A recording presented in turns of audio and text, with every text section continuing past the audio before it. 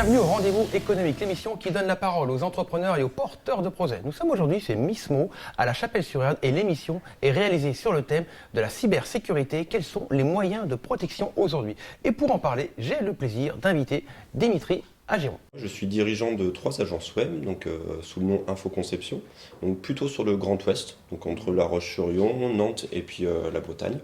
Mon activité, c'est de conseiller, d'accompagner mes clients dans tout ce qui va être visibilité, accompagnement d'une solution digitale pour leur site internet.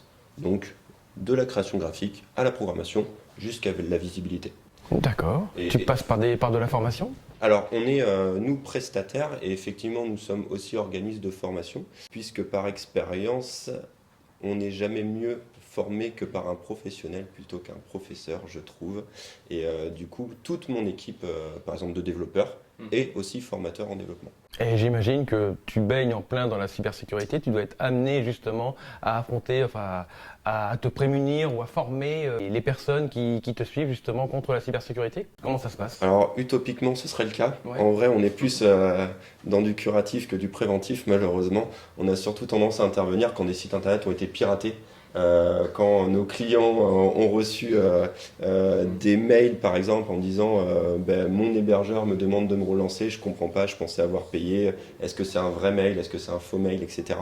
Et le fait d'être techniquement bon nous amène beaucoup de personnes qui se sont déjà fait avoir. Et pour le coup il faut qu'on intervienne vite, qu'on trouve des solutions, qu'on corrige justement le problème ou le petit script qui va être corrompu, et puis trouver des solutions, et puis après de corriger le tir et de sensibiliser à nouveau les clients pour plus que ça se reproduise. La sensibilisation justement, ça se passe comment cette sensibilisation? Alors c'est surtout sur, là, je vais parler plutôt de site internet. Ouais. Par exemple, ça va être quand vous avez un site vitrine, je prends l'exemple de WordPress qui est très très connu pour du site vitrine. Il y a quelques bonnes pratiques, on va dire, à mettre en place au niveau par exemple de la page de connexion d'un espace d'administration sur un site internet. Éviter forcément, mais c'est pareil partout, d'utiliser systématiquement les mêmes mots de passe.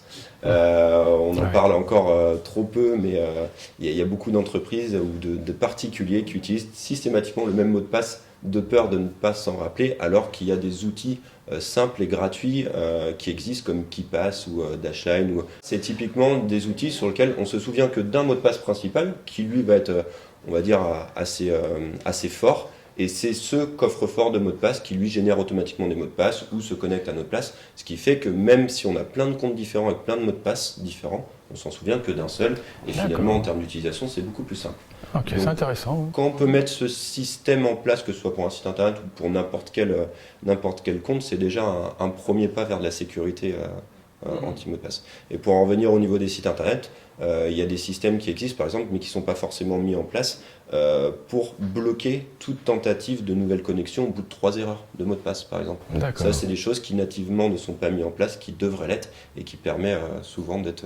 Qu'est-ce qu'il peut y avoir comme type de cyberattaque? Eh ben, si je continue sur cet exemple-là, on a un système qui est connu d'attaque qui s'appelle le brute force, c'est-à-dire qu'on a une encyclopédie de caractères. C'est vraiment une attaque sur laquelle on va forcer des mots de passe et faire des tentatives de nouveaux mots de passe toutes les 5 secondes ou quelque chose comme ça.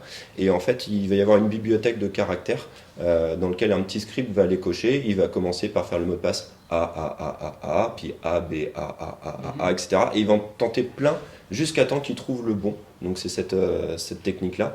Et cette technique-là, par exemple, est arrêtable. Au bout de 3 tentatives échouées, on bloque la personne. Un type d'attaque sur lequel on peut justement te contacter pour se prémunir ou pour s'informer sur ça. S'il vous plaît, appelez-moi avant pour qu'on mette des solutions plutôt qu'après. C'est souvent moins problématique. Avant, c'est toujours. Dimitri, Infoconception, où est-ce qu'on te retrouve sur Internet? Alors, on me retrouve sur les réseaux. Je suis assez présent sur LinkedIn, donc pour échanger, c'est le plus simple maintenant, par email, et puis sur le site internet www.infoconception.fr. Parfait, merci beaucoup Dimitri. Merci.